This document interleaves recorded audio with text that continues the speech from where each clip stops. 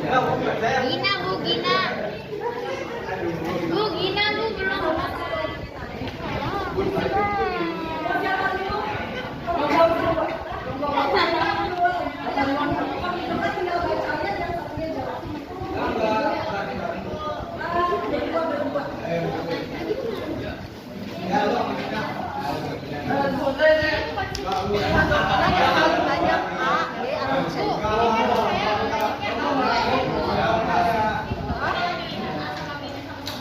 Oh nggak apa-apa, kamu tulis aja A dan B gitu ya.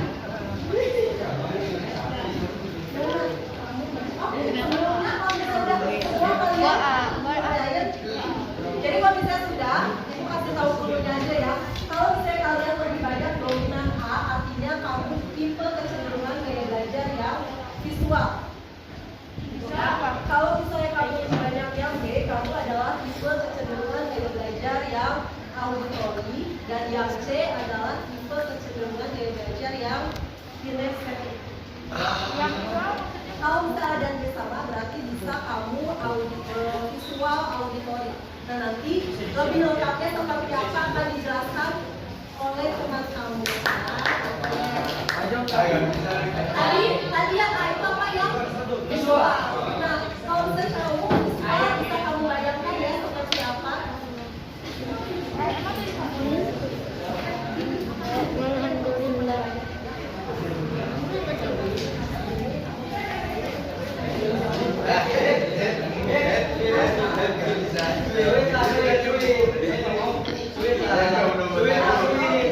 Nanti kamu bacain, nanti Yoga lebih milih apakah visual, auditori atau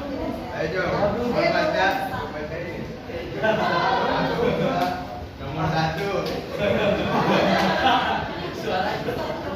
Yoga kan lebih gampang, lebih simpel. Kamu cuma jawab 3 kata aja. Visual, auditori atau kinestetik.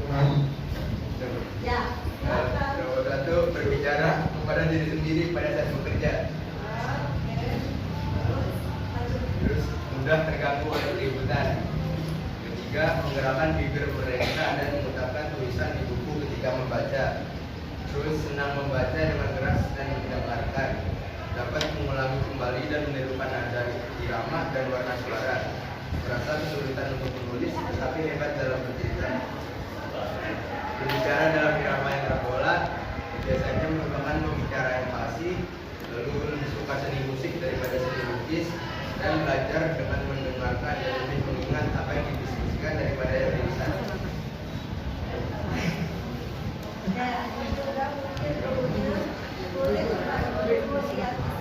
Dia lebih senang mendengarkan dibanding melihat. Dari visual, kinestetik, auditori, mana yang lebih cocok?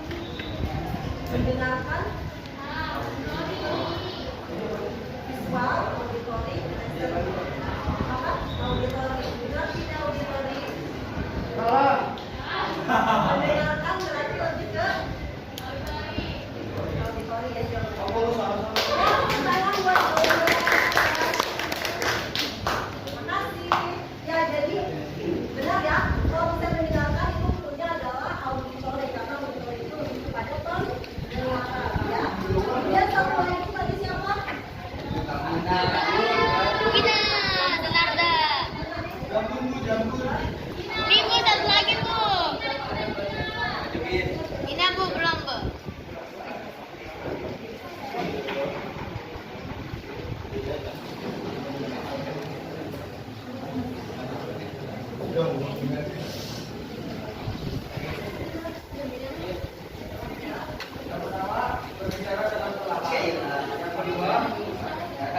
Mengatasi perhatian objek. Yang ketiga, menyentuh orang untuk mendapatkan perhatian mereka. Berdiri dekat ketika berbicara dengan orang. Yang kelima, selalu berorientasi pada fisik dan banyak bergerak. Menopang dan cara berjalan dan melihat. Yang ketujuh, berbicara sebagai petunjuk. Ketika membaca dan yang ke-8 banyak menggunakan isyarat dulu. Tidak dapat duduk diam untuk waktu lama. Tidak dapat duduk diam untuk waktu lama.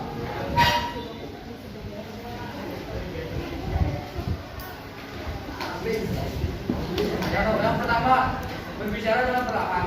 Yang kedua, menanggapi perhatian fisik. Yang ketiga, menyentuh orang untuk mendapatkan perhatian mereka. Yang keempat, berdiri dekat ketika berbicara dengan orang. Yang kelima, selalu berorientasi pada fisik dan banyak bergerak. Yang keenam, menghafal dengan cara berjalan dan melihat. Yang ketujuh, menggunakan jari sebagai penunjuk ketika membaca. Yang kedelapan, banyak menggunakan isyarat tubuh yang kesembilan tidak dapat duduk diam untuk waktu lama.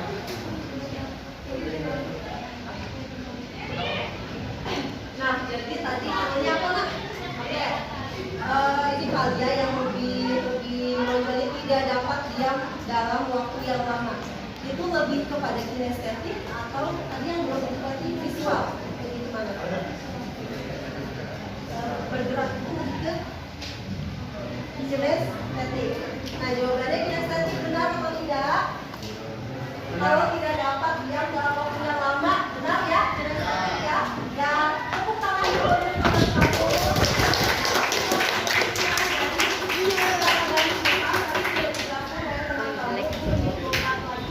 Dari apa yang sudah dibacakan, intinya apa tujuan kalian biar tahu gaya belajar kalian itu, biar kalian bisa lebih efektif dalam belajarnya. Kalau misalnya kalian sudah tahu gaya belajar kalian, misalnya visual, dan kamu bisa menerapkan gaya belajar efektif seperti apa sih bagi orang-orang yang visual? Karena secara garis besar gaya belajar ini terbagi menjadi tiga, visual, auditory, dan kinestetik. Kalau misalnya kalian tadi ada yang jawabannya dua, ada B-nya sama Bu misalnya. Nah, berarti kalian ini memiliki kelebihan kalau misalnya kalian bisa kecenderungan gaya belajar visual auditory, artinya kalian bisa nyaman di gaya belajar yang visual dan auditory. Kemudian kenapa bisa muncul gaya belajar? Jadi bisa disebabkan oleh berbagai faktor, dari mulai faktor lingkungan rumah kalian atau mungkin pertemanan kalian, dan juga bisa kebiasaan kalian, dan teknik juga mempengaruhi. Contohnya, kalau misalnya 30 tahun yang lalu misalnya, ya mungkin ketika orang tua kalian masih kecil, gaya belajarnya bisa berbeda dengan gaya belajar kalian yang sekarang. Mungkin kalau dulu karena belum banyak apa ya, gaya belajar belum terlalu maju seperti sekarang, mungkin gaya belajarnya ketika pulang sekolah bareng-bareng gitu sambil main, sehingga lebih banyak gaya belajar yang kinestetik zaman dulu. Tapi mungkin semakin kesini kalian apalagi kalau pulang sekolah udah sore udah capek, nah biasanya ngerjain tugas pun lebih kepada individual, buka laptop, buka HP dan sebagainya. Bisa jadi nanti akan lebih banyak yang visual atau auditory gitu ya. Nah, kemudian ini gaya belajar ini yang punya kunci kalian untuk mengembangkan kinerja kalian. Kalau misalnya kalian sudah mengenal gaya belajar kalian, maka kalian ini bisa menjadikan belajar dan berkomunikasi lebih mudah sesuai dengan gaya belajar yang kalian pilih. Kita langsung aja, kalau misalnya kamu lebih banyak menjawab yang A. Nah, ini masuk ke dalam kecenderungan gaya belajar yang visual. Karena kalau misalnya gaya belajar visual ini akan lebih banyak menggunakan indera penglihatan kalian atau mata kalian sebagai alat untuk menyerap informasi. Jadi intinya orang-orang visual ini akan lebih mudah mengingat dari apa yang dilihat, bukan apa yang didengar ya. Contohnya nih, ketika kamu berkenalan dengan orang, kamu tuh akan lebih gampang mengingat wajahnya dia dibanding namanya. Nah, mungkin nanti besok-besoknya kamu lihat ini ya yang orang ini berkasih, tapi saya lupa namanya. Nah, itu ciri-ciri orang yang visual. Jadi dia itu lebih gampang mengingat dari penglihatan dia dibanding pendengaran dia. Ya. Nah, orang yang visual ini biasanya memiliki ciri-ciri seperti ini. Jadi dia lebih mengingat apa yang dilihat dibanding apa yang didengar. Kemudian biasanya dia tidak pandai memilih kata-kata dalam berbicara. Jadi dia itu kalau misalnya ngomong itu sebenarnya sudah tahu apa yang mau diucapkan, tapi kadang suka bingung menjelaskannya lagi gitu ya. Mengungkapkan lagi suka bingung sebenarnya, padahal udah tahu nih saya mau ngomong A dan C, tapi susah gitu dijelaskan dalam kata-kata. Kemudian biasanya dia tidak terlalu terganggu oleh keributan karena dia itu sudah fokus pada penglihatan. Jadi bisa ketika guru menulis, ya udah dia fokus pada penjelasan guru yang diterangkan di bawah tulis. Jadi kalau bisa di sekitaran berisik, dia bisa fokus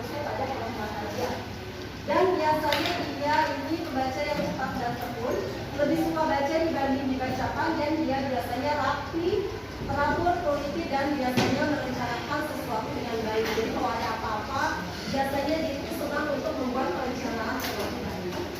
Nah, strateginya nanti ini akan ibu share juga.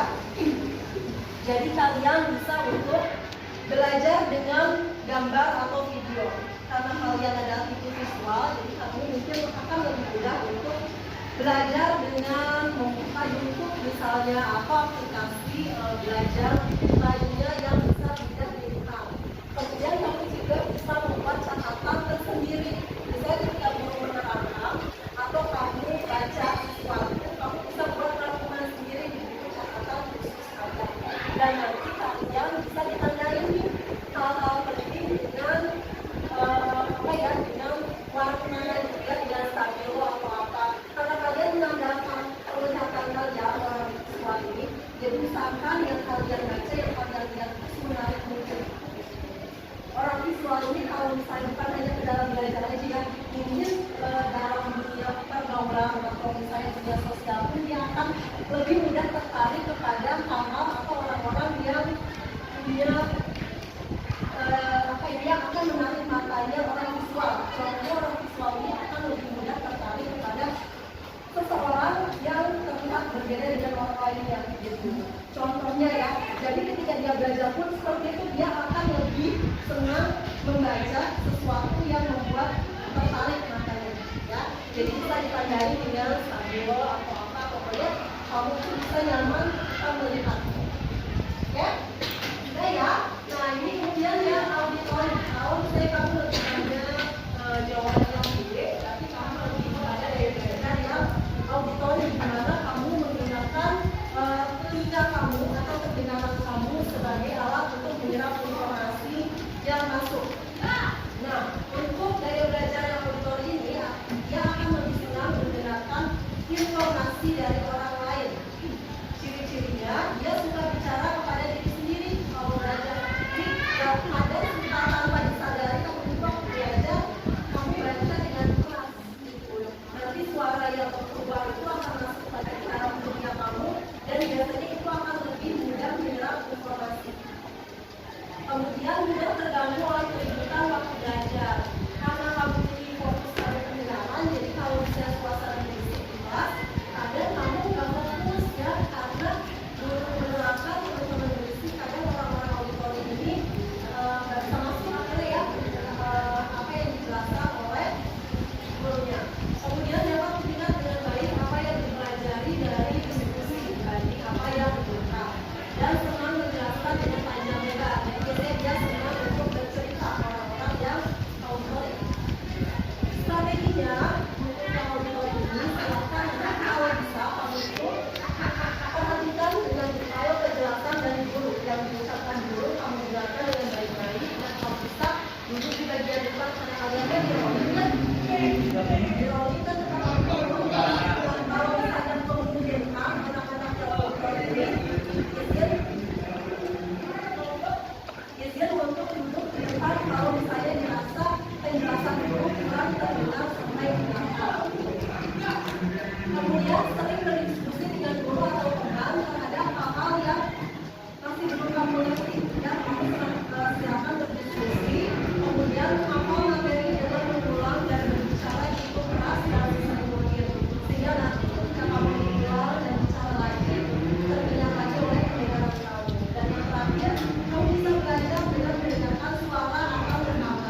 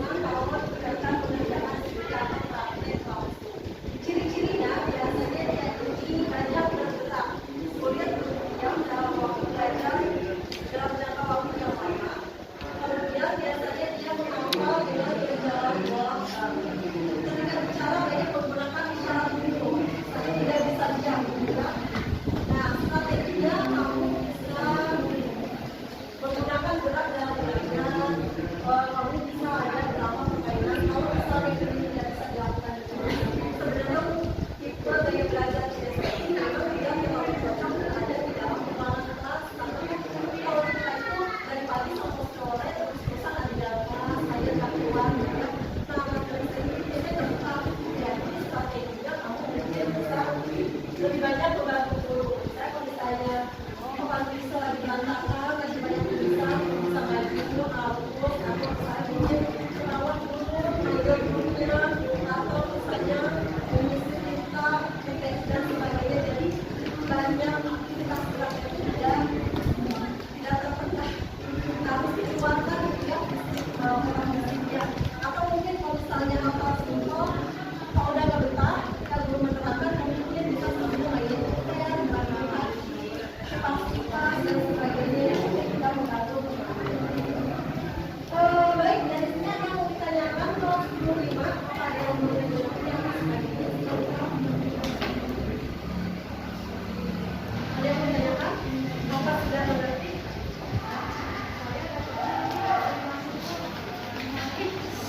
Oh, ya berarti dari ada teman kamu yang dari 15 perjalanan ini ternyata sama semua antara auditori, kinestetik, dan visual. Berarti kamu beruntung. Berarti kamu bisa menerapkan semua gaya belajar dalam diri kamu nantinya. Kamu cocok di gaya belajar yang visual, kinestetik, dan auditorial. Itu tergantung saat berarti disesuaikan dengan kondisi kamu saat ini. Kalau misalnya kamu merasa nggak bisa diam satu ini udah terus, nah sedangkan mungkin saat ini gaya belajar yang kinestetik kamu sedang meningkat dan disesuaikan dengan belajarnya seperti apa ya. Mungkin ada lagi kelas 15.